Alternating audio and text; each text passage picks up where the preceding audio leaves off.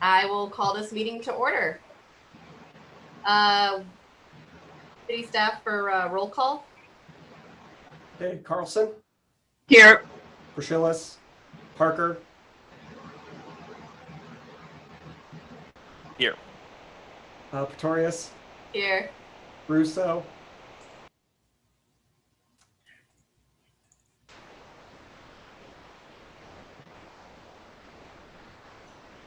and that was a here if it didn't catch on the audio. All right, perfect. I'm gonna go on to the opening statement. The Board of Adjustment is a quasi-judicial body created by the City of Iowa City according to state statutes. The board's purpose is to decide on applications for variances from the zoning ordinance, appeals of decisions of city officials, and applications for special exceptions requested under the zoning ordinance. The Board of Adjustment is an independent volunteer board made up of Iowa City residents and is not part of the city administration. We are assisted in our work by the city attorney's office and by planning staff. Prior to this meeting, board members received the materials submitted by the applicant, the staff reports, reviewing the application, and any correspondence submitted by members of the public. Board members have not discussed the application or its merits with each other, staff, the applicant, or any other member of the public in advance of this meeting. All consideration and discussion by the board takes place in open meeting here tonight, where we also have an opportunity to hear from the public. The board bases its decisions on facts and evidence allowed by city code presented in open meeting. Concise and truthful testimony helps us a great deal in our decision making. We ask that if you wish to speak, that you come to the podium or speak into your microphone, tell us your name and your address, and speak clearly so your testimony can be heard by all present and by our minute taker, as all testimony becomes part of the public record.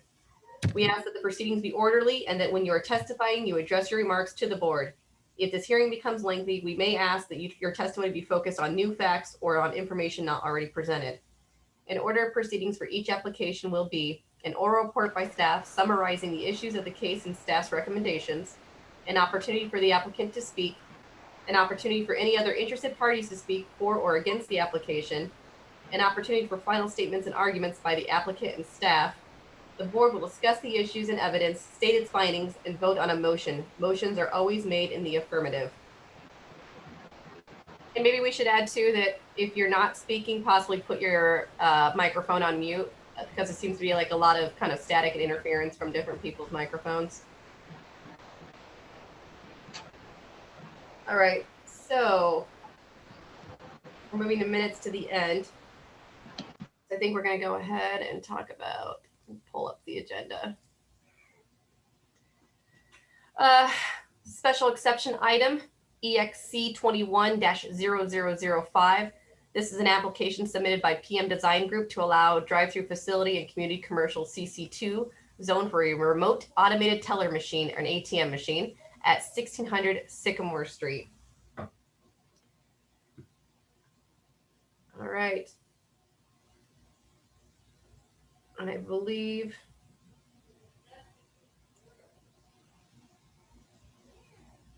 I need to go ahead. This is where I need to open it up for. Yes. Yeah. Okay. So the public hearing is now open and we will hear from staff. Thank you. Okay. Let me know if you can't see my screen, but I believe it should be sharing. This is EXC 21-0005. Application submitted by PM Design Group to allow drive-through facility in a community commercial zone for an ATM at 1600 Sycamore Street. So the applicant is submitting on behalf of US Bank for a drive-through lane for the ATM. It's not the ATM that's triggering it, but it is the drive-through lane. So that is what we are considering today. The proposed facility would replace 10 existing parking spaces just south of the intersection of Lower Muscatine Road and Mall Drive. Though the site is pretty large, it's the Iowa City Marketplace site, if you're familiar with that. But the proposed facility is pretty small. It's only about 2,600 square feet. And moving on, here is what that looks like a site plan. So again, you can see the entire site is the parcel that's involved in this. It's pretty big, but then you also see the inset shows the smaller the smaller area that will actually be affected by the application. This was included in your staff report packet. You can also see surrounding uses is mostly commercial. So to the north is Oral B. To the east are some commercial uses, including an insurance firm. There's a cleaners there. And then to the south and the west is the rest of that Iowa City Marketplace lot. So there's 3 sets of buildings that are included in that lot, including the Iowa City Marketplace building itself to the south, and then the McDonald's building to the northwest there. Iowa City Marketplace has quite a few businesses in it, so I won't really go into those in detail. Most of the surrounding uses are also zoned CC2, which is community commercial. There is industrial zoning to the north where there's Oral B. This is a zoomed in shot of that site, so you can kind of see how that fits in just south of the Lower Muscatine Road and Mall Drive intersection. And this is what it looks like when it's flipped with the site plan, and then here's the site plan itself. So that's how that fits into the site. You can see that there is the ATM with the drive-through lane to the northeast of it right here with stacking space for 3 cars. You can see that it follows the same traffic flow where it would be a right-hand turn from the adjacent traffic lane for those going that direction, which would be to the northwest. And for those going southeast, they would have to do a left-hand turn. And that's how that would work. And traffic would exit to the northwest there. You can also see that there is a sidewalk that runs to the northwest of the facility. Right here, there's a crossing just to the west of it. So that is considered throughout the staff report. As far as what that looks like today, this is looking southeast from that intersection. So you can see the parking lanes that will be affected. This is what that buffer looks like between the drive-through facility and Lower Muscatine Road here. This is the pedestrian crossing that I pointed out, looking at it from the intersection. So you can see that there is a sidewalk, and it has, as it goes further in, that there is colored pavement there to demarcate where that is. This is looking northwest from that green space. Again, you can see a tree in the foreground, and you can see that there's no sidewalk there. This is what it looks like looking northwest from the current parking area. So a lot of pavement. And again, here's a picture of the site plan and a picture of what they believe the ATM facility will look like as included in the packet. And this is a rendering of what they believe it will look like, which was also included in the packet. You'll note that there isn't any screening in the foreground, but their site plan does include some screening there.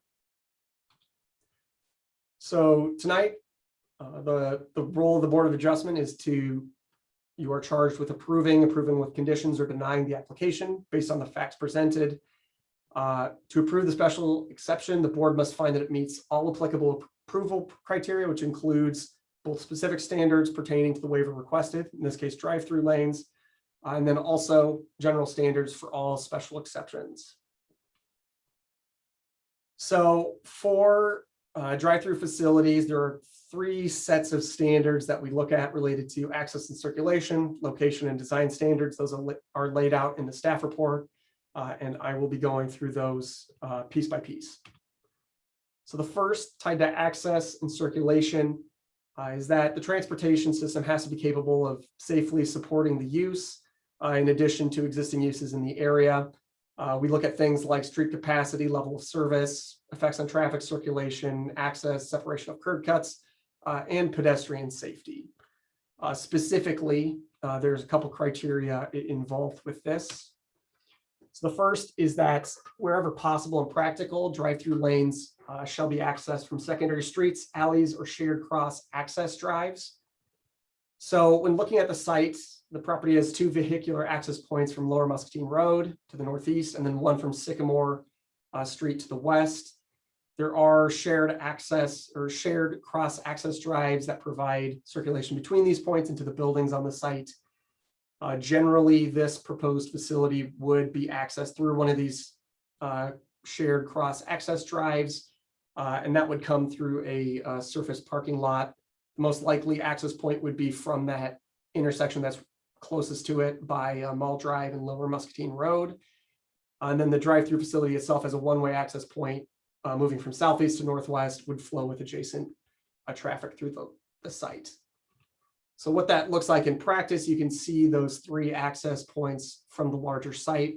To the west, Sycamore; to the east, Lower Muscatine Road. The yellow on this image shows those cross-access drives, and then the blue shows those parking lots. So if we're looking at the closest access point for the ATM facility, it would be those bullseyed in red right there. So it's that southern access point off of Lower Muscatine Road. In terms of pedestrian access, you can see that in orange. Those go through the site with one that crosses or goes by Lower Muscatine Road, one that goes on Sycamore Street, and the one on Lower Muscatine Road ends in front of the facility, but it does cross at the access point that's most likely to be used by this drive-through facility. So the second criteria is that to provide for safe pedestrian movement, the number and width of curb cuts serving the use must be limited or may be limited. Any new curb cuts are subject to the standards of the city. Staff finds that there are no changes to the curb cuts being proposed, and that the nearest existing pedestrian route is located northwest of the proposed drive-through facility. It shouldn't be significantly impacted by the facility. Staff does want to note that there may be additional traffic where the pedestrian route crosses the entrance to the parking lot, but traffic speeds are low in a parking lot. Visibility is pretty good, and the pedestrian pathway is pretty clearly demarcated with colored pavement, so staff doesn't anticipate issues with that. So the red bullseyes are that pedestrian pathway again. And here's an image of what that looks like where you can see the colored pavement. The next criteria is related to the number of stacking spaces. So the recommended amount for non-food related drive-through facilities like banks is 4, but the board may reduce the recommended number of stacking spaces if the applicant can demonstrate that the specific business has unique characteristics such that the recommended number of stacking spaces is excessive. So in this case, the concept plan shows a drive-through lane with 3 stacking spaces, which is 1 shorter than that recommended number. Staff does believe that the recommended number is excessive due to the characteristics of an ATM, which generally has shorter transaction times than a lot of other uses that would be similar, and it also has lower peak hour volumes. Staff looked at the peak hour volumes provided by the applicant for the month of May. Generally, peak hours appear to be 1 p.m. to 5 p.m. on weekdays. They're a little longer, 10 a.m. and 5 to 5 p.m. on weekends. Heaviest use appears to be on Fridays and Saturdays. So looking at these peak hour times, generally less than 3% of those hour-long time slots have 10 users or less. The highest volume that we saw was 19 users, which occurred 1 time over that month. And at its highest volume, the potential average wait time for vehicles in those 3 stacking spaces is around 9.5 minutes. Averages about 3.15 minutes per user. And the parking drive aisle can accommodate some potential spillover traffic if it's needed, with traffic speeds low enough to maintain safety. So staff believes that that is adequate, given these facts. The 4th criteria is that sufficient on-site signage and pavement marking shall be provided to indicate direction of vehicular travel, pedestrian crossings, stop signs, no entrance to areas, and other controls for safe movement. The concept plan indicates pavement markings with directional arrows in the drive-through lane, specifically enter only at the entrance and exit only at the exit. Existing striping will be removed, new striping provided to distinguish the drive-through lane from the former parking spaces. The concept plan does not currently include signage. Staff does recommend installing a do not enter sign at the drive-through exit to emphasize that that is the exit and to ensure safe vehicular movement. With the staff recommendation, staff believes that the proposed use will have sufficient on-site controls to guide traffic. The second set of criteria is related to location. In the case of this zone, the relevant criteria is that the location standard, that the drive-through lanes and service windows are located on a non-street facing facade is preferable, but the applicant can demonstrate that a street-facing location is preferable for the overall safety and efficiency of the site, that it does not conflict with adjacent uses or pedestrian access and does not compromise the character of the streetscape or neighborhood in which it is located. So we go through those in this. So generally staff finds, they are showing that the drive-through lane is on the street-facing facade, parallel with Lower Muscatine Road. But staff does believe that the layout is preferable because it allows right turn access for the adjacent traffic lane. Obviously, you will have some left turn access there, but they would have to yield anyway. So it makes sense that you would have the right turn access for that adjacent lane. Generally, staff doesn't believe that the drive-through lane will compromise the character of the streetscape. Nearby uses are commercial, and the drive-through lane will replace existing surface parking, which is a automobile use, so it's a similar use. In addition, there will be additional landscaping that will be required, and that will act as a visual buffer for the street. And I stated this earlier, but the location won't affect pedestrian access. So staff believes that this criteria is met. The next is that the drive-through lane has to be set back 10 feet from the adjacent lot lines and public rights of way, and again, screened from view. The drive-through lane is set back more than 10 feet from Lower Muscatine Road, and it will be screened to the S2 standard as noted on the site plan, or the concept plan. The third set of criteria related to design standards, mostly tied to making sure that the facility won't be detrimental to adjacent residential properties or detract from or unduly interrupt pedestrian circulation, or the commercial character of the area in which it is located. So the first sub-criteria for this is that to promote compatibility with surrounding development, the number of drive-through lanes should be limited such that the amount of paving and stacking spaces don't diminish the design quality of the streetscape or safety of pedestrian realm. In this case, no new paving is being proposed as part of the project because it will replace existing parking, 10 spaces again, like I had noted. S2 screening is required between the drive-through lane and Lower Muscatine Road right-of-way. So there is an existing tree, which should be retained where possible. The nearest pedestrian walkway is delineated with color pavement, so that helps maintain safety for pedestrians. But there is no pedestrian pathway along that green space that will abut the drive-through facility between it and Lower Muscatine Road. So some space should be reserved for a future connection that mostly could be accommodated within the right-of-way, staff believes. And then the proposed facility will not diminish because of these. Staff believes that it will not diminish the design quality of the streetscape or the safety of the pedestrian environment. Second, that it be screened to the S2 standard. So in this case, the drive-through facility is not adjacent to residential uses. It's all commercial uses around it or industrial to the north. And so landscaping along Lower Muscatine Road shall be provided at the S2 standard, and that's laid out on the concept plan. Third, should consider multiple windows servicing a single stacking lane to reduce idling. In this case, the drive-through facility is an ATM. Anticipated throughput is pretty quick, about 2 minutes according to the applicant. So multiple machines are not necessary to reduce the amount of idling on site. 4, stacking spaces, driveways, and drive-through lanes shall be located to minimize potential for vehicular and pedestrian conflicts, shall be integrated in the surrounding landscape and streetscape. So staff knows that there may be some additional traffic where pedestrian route crosses the entrance to the parking lot, but no new pedestrian conflicts are created. Traffic speeds, again, are low on internal drives, visibility is good, and the pathway is clearly demarcated So that should help protect pedestrians who cross this area. Additionally, vehicular conflicts are reduced by having the proposed ATM separate the drive-through lane from the parking drive aisle. Staff does recommend some additional physical separation using something like a curb, planer boxes, other similar control devices approved by the city engineer. Staff does recommend that as a condition of approval. You'll note that as I get to that point. Again, the immediate area is commercial in nature, so it's less sensitive, but the screening does help soften the appearance of this facility.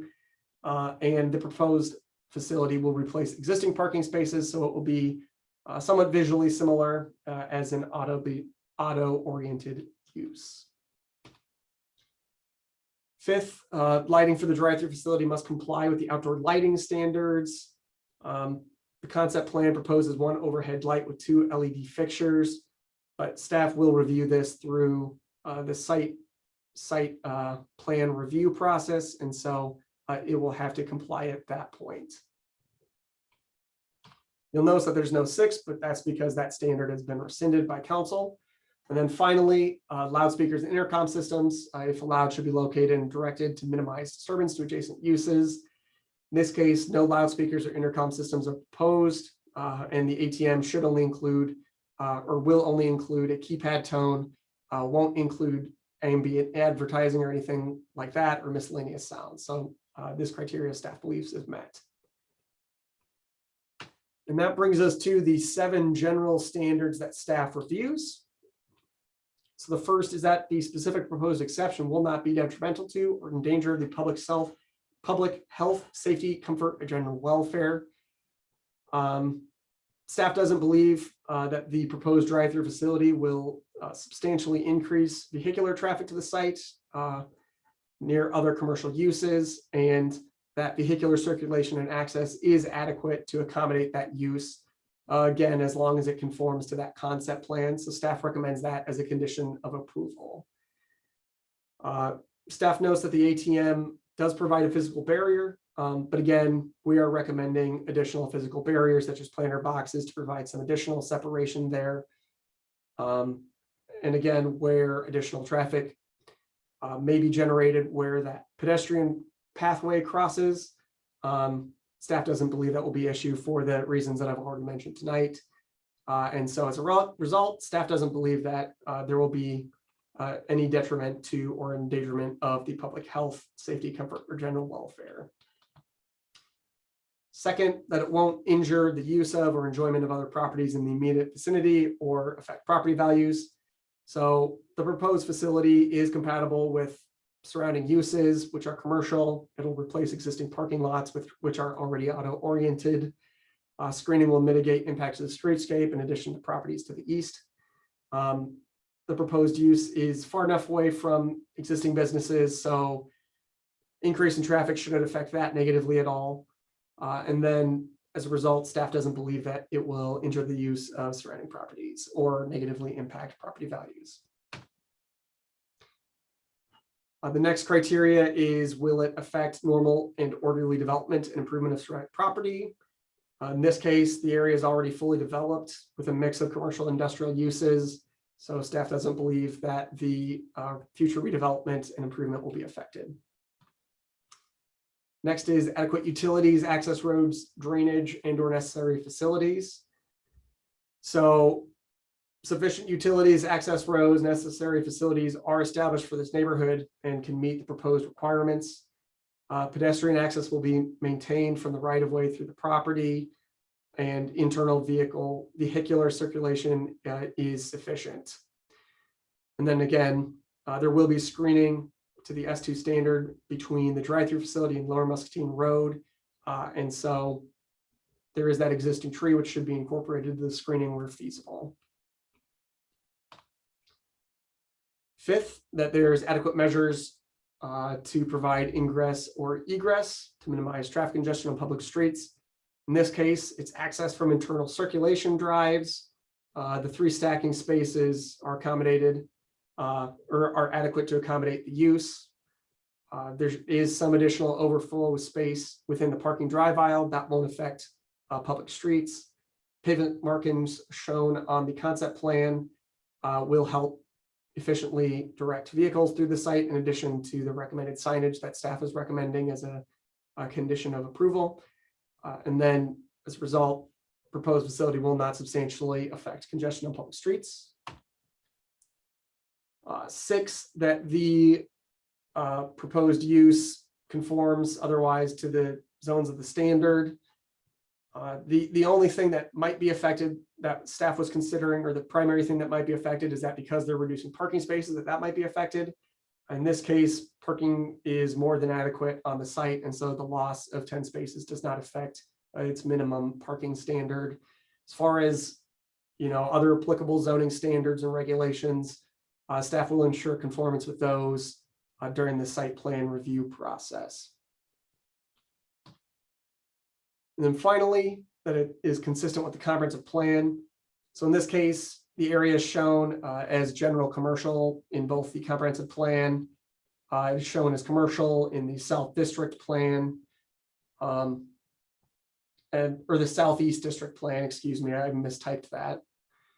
The comprehensive plan also supports encouraging the retention and expansion of existing businesses, and the use is consistent with the existing uses. So we believe that it is consistent with the comprehensive and district plans,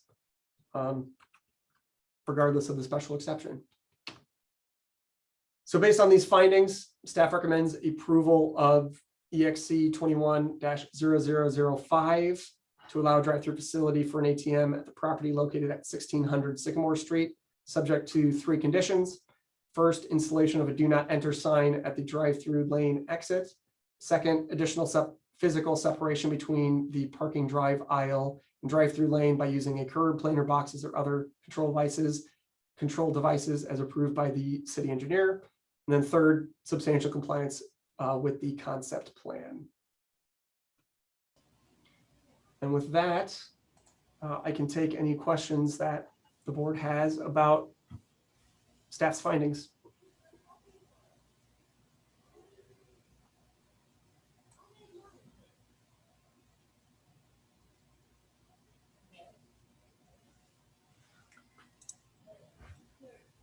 No questions. All right.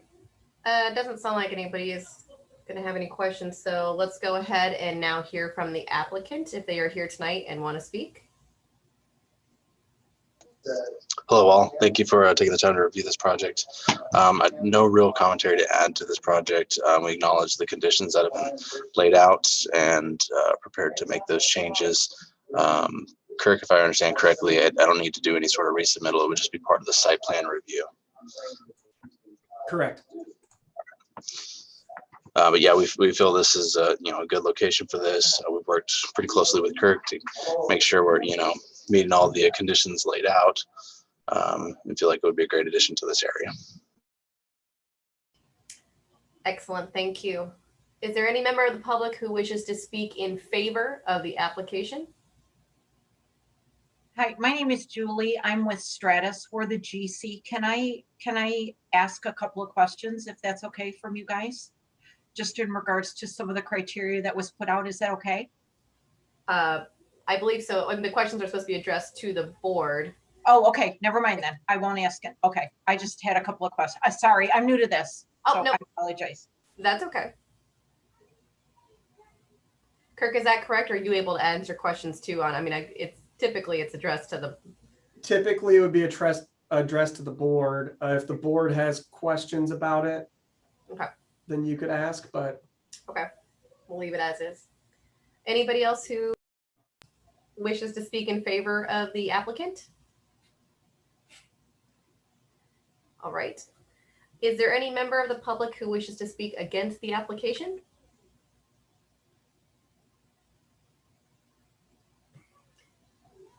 At this time, does the applicant wish to respond to any comments from the public? There weren't many comments from the public.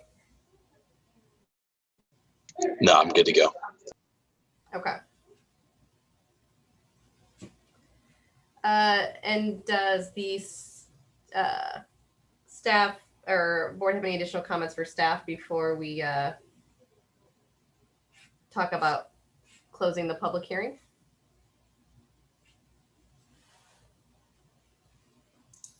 If we close public hearing, Julie cannot bring up her question, correct? Correct. So she would basically need to ask it of the board, and the board. can then Julie, ask do you, it. Julie, do you want to just ask the board your question? Yes, and it just was in general from US Bank. So US Bank is concerned and has questions on the planter boxes that you are suggesting for there. So the planter boxes, I'm assuming, have to have landscaping in them, correct? Who would be responsible for maintaining that landscaping? Would we ask the landlord to do it? Kirk, do you know the answer to this question? So staff is recommending physical separation. In our conversations with the applicant, you know, we've suggested planter boxes as a good option for that. As to who would maintain it, that would be decided between, you know, the applicant and the landlord in that case. So, or the applicant and the owner of the lot is what I would say, or the maintenance organization. Okay. Okay. And then one other question I had for you is, will you specify what type of plantings we'll need for our screening? Will you be very specific on that? Or so that we can make sure we meet that criteria?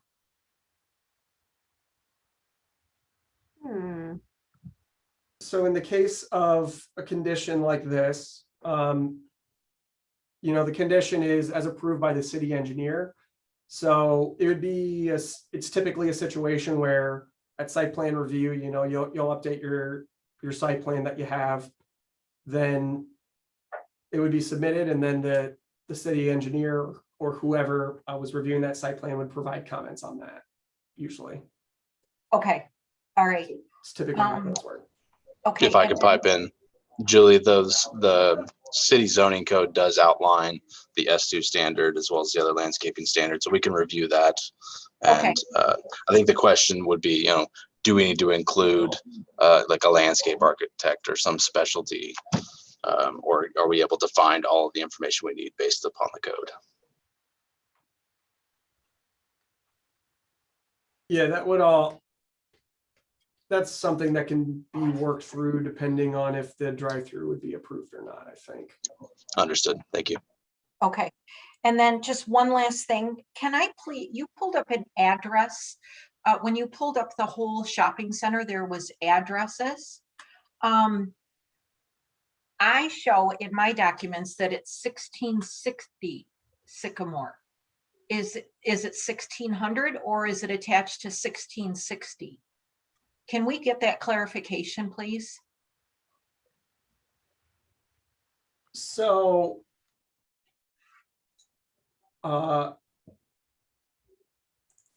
staff, when staff looks at parcels, the property address that comes up first is 1600 Sycamore Street. There are extra addresses associated with this parcel. That includes 1604, and those would be Suite A and Suite B. I imagine they're all associated with the parcels, so I imagine those typically any of those addresses would be adequate to apply to the parcel. Okay, so I'll use the address of 1600 Sycamore Street then. I'm not sure what their mailing addresses are offhand, but I imagine that. Okay. Those were my questions. Thank you for allowing me to ask those. I just have to report back to US Bank. Thanks, Julie. Amy, before you close the public hearing, as to the question about the maintenance of the planter, I think if the board includes that condition, you should state whether you want the applicant to maintain it or not. I think it's preferable for the applicant as opposed to the landlord, but I would clarify that. Since you're giving the applicant the exception, presumably it would be incumbent upon them to maintain it, but that's the board's call, not my decision, just putting that out there. That's good. Thanks, Sue. Well, if there's no other issues the board wants to have more clarity on, any final questions, I'm gonna go ahead and close the public hearing. So consider the public hearing closed. Does somebody want to make a motion to approve this special exception and put it on the table for discussion?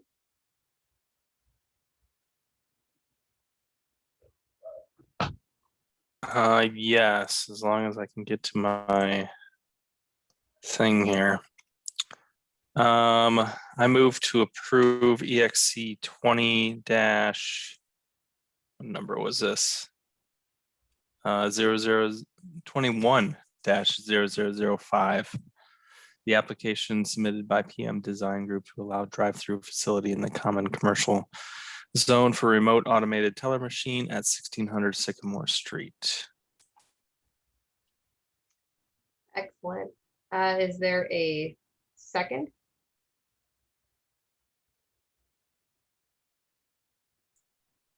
I believe Oh, Mark seconded. I think that we can unmute. I'm gonna ask. okay. Did you hear me? Okay. So, board, any questions? Do we want to address this? Or do we want involvement in the decision of who maintains this planter box? Whether it's the applicant or the landlord? So that's something that we need to be involved in. I drove down through the parking lot today. I think the applicant needs to be the one who maintains the planter box. Some of the landscaped areas in the parking lot today were maintained and some of them weren't. Some of them were very weedy, and they were close to the main aisle from Sycamore to the Mall Drive. So I think it would be best if the applicant is the applicant is the person responsible for the planters and for the landscaping.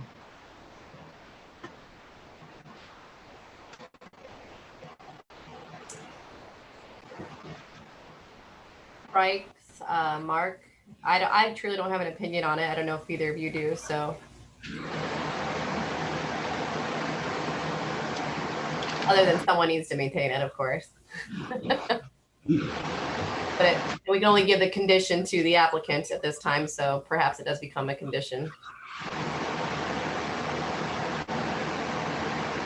Yeah, I'm all for that. That's fine. All right.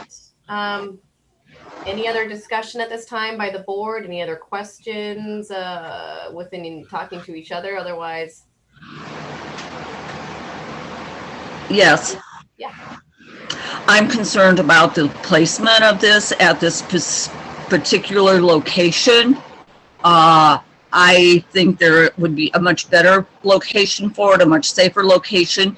When the mall was built in the 70s, there was the major, and if Kirk could put up that map of the circulation of travel that he showed, at that time there was a major diagram or a major street, the major street that went through to, or a major aisle that went through up to the mall itself, and then it went to the right, or depending on which way you're going, it went toward Lower Muscatine Road. Things have really changed there since then. That parking lot is now a cut through. When you pull in from the Mall Drive, if you're going to go to Panera or the Dollar Store, Planet, the fitness center is back behind there. People cut through that through that parking lot all the time. The yellow line that shows the traffic going up to the mall is used very, very little. Instead, they cut through the parking lot all the time, both directions, going into Panera's and the stores around there and coming out from there to the access to the Lower Muscatine Drive. So I mean, there's what, 21 or 23 acres of lot here, and they're looking at 2,600 square feet. I think there would be a much better place for that would not add to the congestion. That three-way thing there, although there are stop signs there, is very congested. McDonald's comes out there. As I said, the people from Panera and all those people come out right there. The major times that the ATM is used is during lunchtime and at supper time. That's the major time when McDonald's has most of their business. That's the major time when Panera has most of their business. I'm concerned about traffic jam things in there. So I would not vote for this placement. Nancy, you're going to have to point out a particular standard that you feel has not been met. Okay.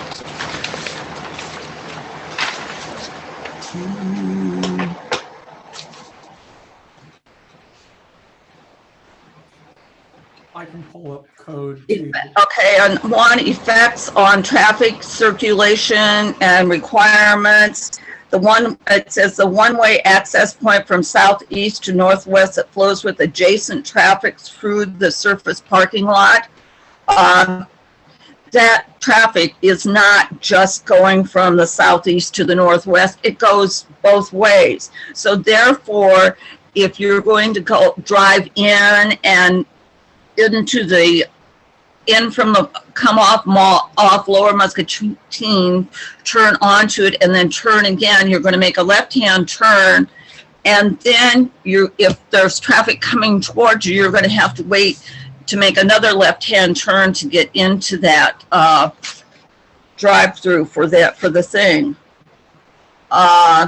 It says allows right turn access to the drive-through lane for the adjacent traffic lane, and consequently reduces potential traffic conflicts because of the fact that this is used so much as a cut through from that entrance to the stores, to Panera and the dollar store, and that I think there are going to be conflicts. Although it is a slow amount of traffic, right now there are no lines. It is just open. It's sort of like a no man's land where people drive back and forth, both north and south. Could you, what header is that under, or which number? Because that would be the standard that you don't believe is met. Okay. The last one that I talked to would be an adequate number of, let's see, wait, no, I take that back. It would be location. It would be location. The bold, Nancy, the bolded language. Yeah, she's getting there. To location. Okay, and then under that findings, it would be the second one with the dot on it. The first is the drive-through lane is parallel with Lower Muscatine Road. The second is this layout is preferable for the overall safety and efficiency of the site because it allows right-hand access to the drive-through lane for the adjacent traffic lane and consequently reduces potential traffic concerns. So that standard is related to the drive-through lane being closer to the road than the facility itself. It might be, if you're looking at vehicular circulation, there's a couple standards about that.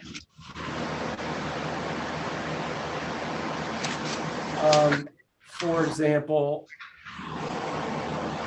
I would look probably to, I mean, a general one that talks about circulation is, the proposed exception will not be detrimental to or endanger public health, safety, or welfare. Possibly adequate measures have been or will be taken to provide ingress or egress.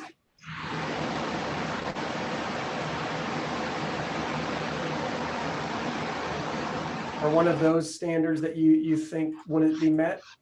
Okay, can you give me where that's at? I'm sorry. If you look at page 7, Okay, page 7. you see general standards, the header. Okay, Under that is number 1. Specific proposed exception will not be detrimental to or endanger the public health, safety, comfort, or general welfare.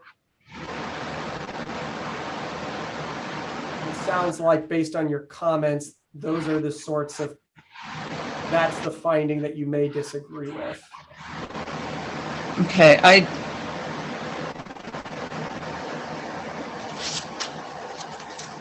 okay. I just, as I said, I mean, I go there quite a bit.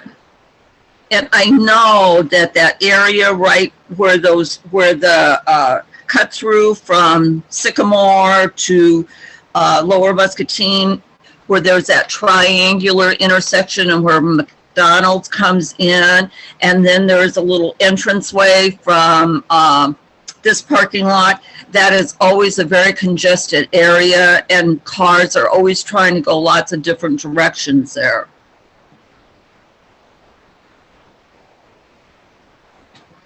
Right, so it sounds like to me that you're probably either against the first finding where it might endanger the public health, safety, or general welfare, or you could even say it's number 5, adequate measures have been taken or will be taken to provide ingress, egress designed to minimize traffic congestion. So Yeah, I mean, I'm not against the ATM. I'm just not sure if that is the best place for it. would you, any thoughts as to a better location? Not necessarily. So I feel strange. Yeah. I feel so strange. Oh, go ahead. Okay, I have one thought. If you go to the second entrance on Mall Drive, to the north of that, that little area up in there just to the north of it, there are 3 businesses there, but you could do that as a one-way. You go in one direction, you come back out this another direction. I don't know, but that would be much safer. It wouldn't have as much traffic. It wouldn't have all the conflicting cars coming from different directions. I'm just concerned about, you know, there are a lot of things in here about the concern of the safety of the motorist on the public street. Well, this isn't a public street, this is a parking area, but hopefully we would be concerned about the safety of the motorist in the parking areas also. Right. You know, the Sycamore Mall parking lot back in the 90s, before Coral Ridge Mall came into play, and this was in fact one of the top locations to be. The parking lot was probably a lot more packed than it is today. You know, for sure, I would see where you're coming from at that point in time, but where Sycamore, unfortunately, you know, has been in recent years, you know, they've struggled on occasion to keep, you know, certain stores in flagship stores, you know, Von Maur and whatnot.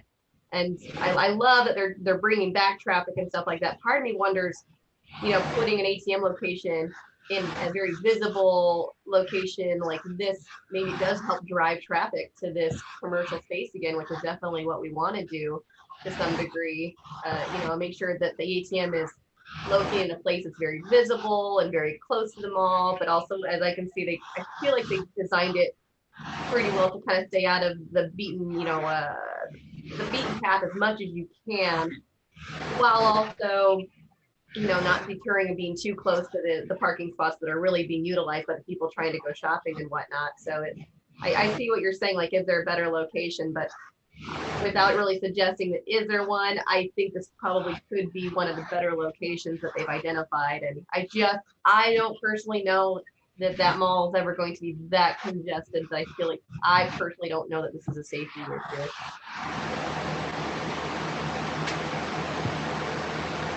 I understand your concern. I see where you're coming from just based on how close it is to that thoroughfare that you're talking about. right? Mark, any questions, comments related to any of this? I have one question. Can you hear me? Yeah, we can hear you. Um, those are not public right-of-ways, right? Those are, essentially that's the property of whoever owns the mall, is that right? So isn't the question of sort of traffic control, doesn't that lay at the owner's doorstep as opposed to the city's? Or, I mean, it's a little over my head, but wouldn't it be incumbent upon them if there is confusion, and I admit there is confusion about egress and access in that whole area, what lane to take, what not to take, isn't that more on the owner doorstep than it is on the cities? Am I wrong there? No, you're right. You know, honestly, in all of every time we do one of these exceptions, they come with these very specific findings that are always very boilerplate, and, you know, safety and whatnot's always a concern. And so a part of our decision does have to be based on an issue to safety, wellness, health, any of those items. So we do get to, whether it's fortunate or unfortunately, weigh in on that. But yes, right. Technically the engineers, the city planning development has probably already sussed this out and weighed in, and that's when they kind of give their recommendation. We just have to make sure that we are in agreement with that recommendation, or they didn't miss something or something along those lines. I think my point simply is that if there is confusion in that area about the direction of traffic, that maybe that's something that the ownership needs to take up. I mean, looking at the site plan, I think this is a good site. I've never seen a car parked in that corner. I've never ever seen a car parked in that corner. So it seems to me, from that standpoint, it seems to make sense. But again, I'm not. My only concern is how this body doesn't have to make other recommendations, right? That's staff. Isn't that staff responsibility if you decide that the site isn't appropriate? I mean, Well, staff has already decided that, right? I'm sorry. Staff has already decided it's appropriate. That's in the findings, and Yes. so but it's for you folks to agree or disagree with those findings based on what you've heard today. Yes.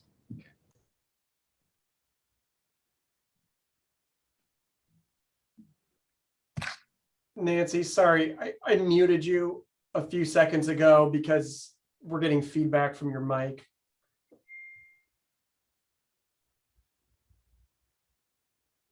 I think I can ask. Nancy, did Nancy have another comment? Yeah, she started to speak. I apologize for that. Nancy, you want to go ahead, or? She's working on it. She's still muted. Oh, Sorry.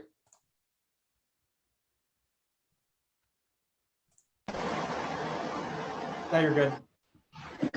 I realize that as far as visibility, that's a great location. There are a lot of positive things about it. My major concern is the safety of the people who are in their vehicles trying to get from one place to another. And at the time that the mall was built, this was really, it was a dead zone. It was a dead area down in there. And it still is as far as parking goes. But what it is the amount of traffic that cuts through there. And this, I feel, is I feel like I'm in a strange position because this is not a public area. This is a private area. But I am concerned about the safety of the people in their vehicles as they try to go from one place to another. And so that's why I bring this up.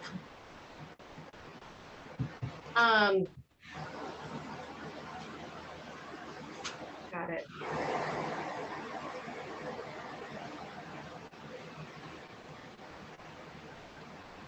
So we have a motion on the table to approve the special exception. Nancy, did you want to make a motion otherwise, or do you, perhaps we can kind of wait and see how everybody votes?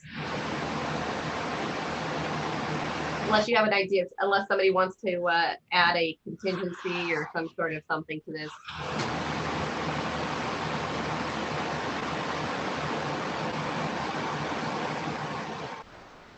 I mean, I don't know what to do. I just know I will not vote for this location because I do not feel that it is possibly the safest place for motorists.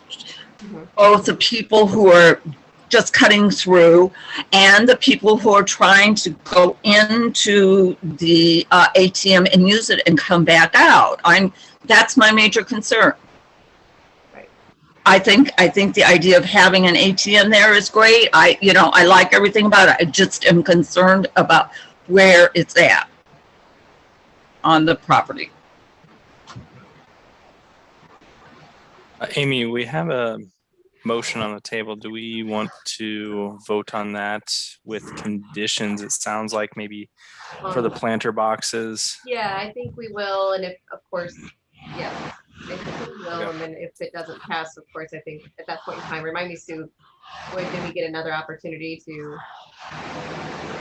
Because I don't think we can have two motions on the table at the same time. Right. We'll So need the one to- motion is already open. Yeah, so there's a motion in favor, but we'll need a findings of fact. And so the question is whether Nancy, we know, doesn't agree with all the findings, but either Mark or Bruce agree with the findings proposed by staff.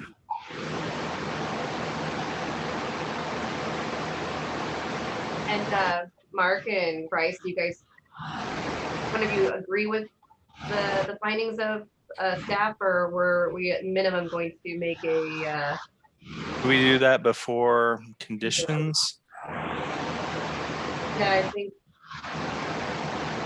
Well, I'm just making this up. You could say, I agree with the findings staff proposed with the additional condition that so-and-so maintain the plan. Well, yeah, I have that in front of me. Yeah.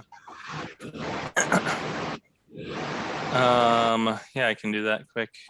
All right. So regarding EXC 21 -005, I concur with the findings set forth in the staff report of what is today, 9 June, and conclude that the general and specific standards are satisfied with one exception. I recommend adding the following condition: that U.S. Bank and not the landlord be responsible for the plantings and planter in the planting box. So unless amended or opposed by another board member, I recommend that the board adopt the findings in the staff report. With this, I don't know how you want to word it, this condition that U.S. Bank be responsible for the plantings in the planter box for approval of this special exception. Ongoing maintenance, perhaps. Yeah, ongoing maintenance, sure. Right. Do I need to say that entire thing over again? You? No. All right. Any other comments from the board before we vote?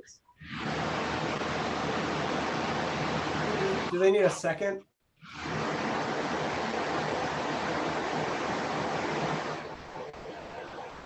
You could have a second, yeah, sure, or you can just take the vote on the motion itself too. We'll take the vote. So we'll do roll call. Russo, Aye. Carlson, No. Parker, Yes. Pretorius, Yes. Crucillas.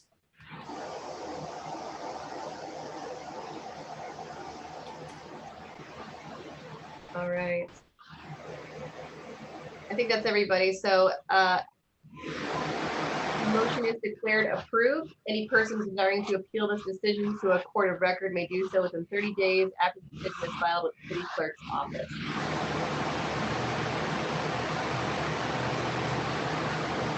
All right. So we are done with that. If the applicant and any other persons related to this item, feel free to leave, and thank you for your attendance.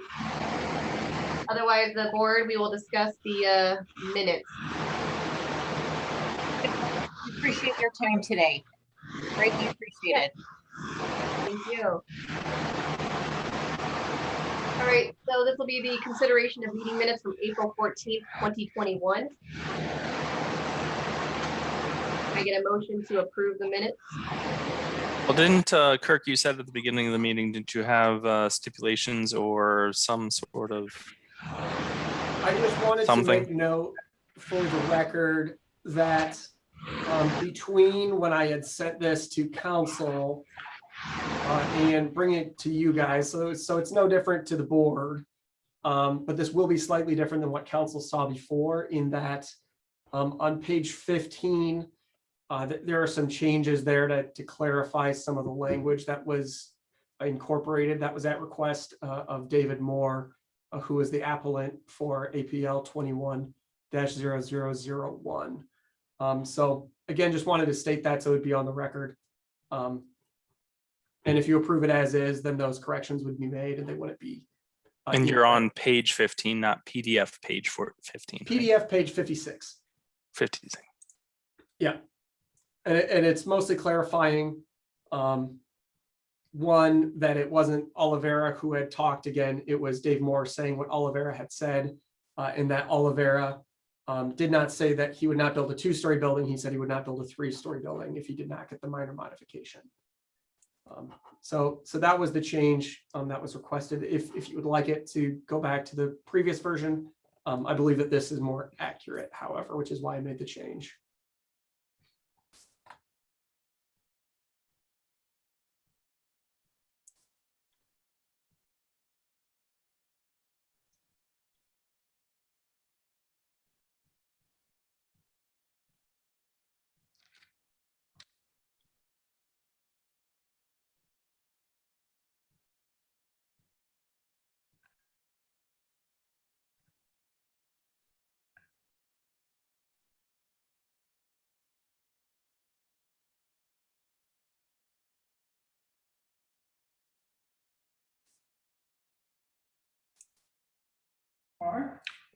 Hang on, I've lost the sound. No one is currently Mark, speaking. Mark, there is no sound. That was me. So Who, it was what? shall we consider the minutes from the last meeting with the changes that were given to us on the handout? I think that it is appropriate.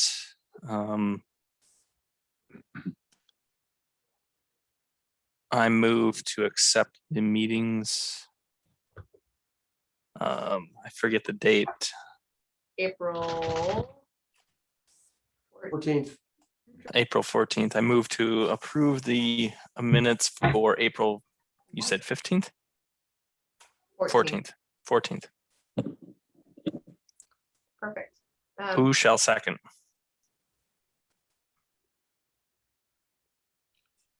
I wasn't there.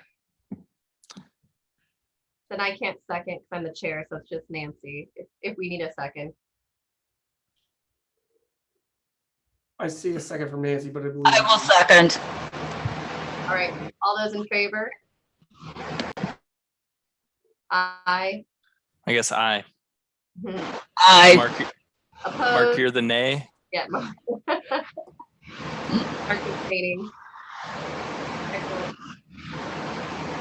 All right, and then is there any other board announcements? I know we kind of talked about stuff before the meeting. Yeah, just to make sure that it's on the record, we're going into a transitionary period with whether we'll be in person or on Zoom. I kind of wanted to test the weather about where you felt about in-person versus Zoom meetings. I know that council's going back to in-person on July 1st. Staff will be in office on July 1st, but do you have strong feelings about that? I've got a feeling that we're going to be doing hybrid for a while, but I'm not sure how that will look. I am still traveling, so I would prefer Zoom. Yeah, I have no comment, or doesn't really matter to me. This is a little bit more convenient, but I'm willing to go back in person if that's what everybody else wants to do. Yeah, we have baby things to consider there, Kirk. We can't come into the city council office with baby things. You wouldn't be the first. Is anyone, other than Bryce for not being able to attend in person, is anyone else opposed to in-person meetings? I guess that's another question. Or I'm fine with it. I'm not opposed. Nancy, do you have any? Doesn't make any difference to me. Okay. That's good to know. Well, I'll keep you in the loop. I don't know where things will land at this moment. I've tried to get some clarification prior to this meeting so I could give you a more meaningful update. But like I said, I think we might be trying to do maybe some in person, some on Zoom, because we'll be recording all our meetings. So we'll just work through that process, and hopefully if we can keep doing some form of hybrid, then you'll still be able to attend, Bryce. That'd be. Yep. I am strongly opposed to in-person meetings. And of course, I know you love staying up until however late it is in Germany at the moment. Yeah, it's 2 a.m. or well, almost.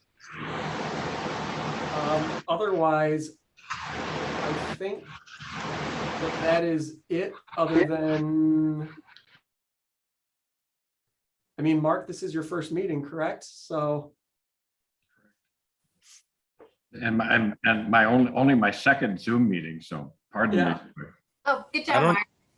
I don't know how you got through the pandemic with that. Second Zoom meeting. Second Zoom meeting, yes. Mask. We'll get you all caught up then. Okay, good. Yeah, just wanted to say thanks for being here, Mark, and Thank you. glad you're able to. Aren't you glad I did this at the end instead of the beginning? Right. I don't have a great track record on that, do I? No. Is there a motion to end the meeting? Motion to adjourn, anybody? Yeah. I'll make the motion. Okay, second? Second. I'll second it. Nancy, thank you for your second. All right, everybody, this meeting is adjourned. Thank you. Thanks.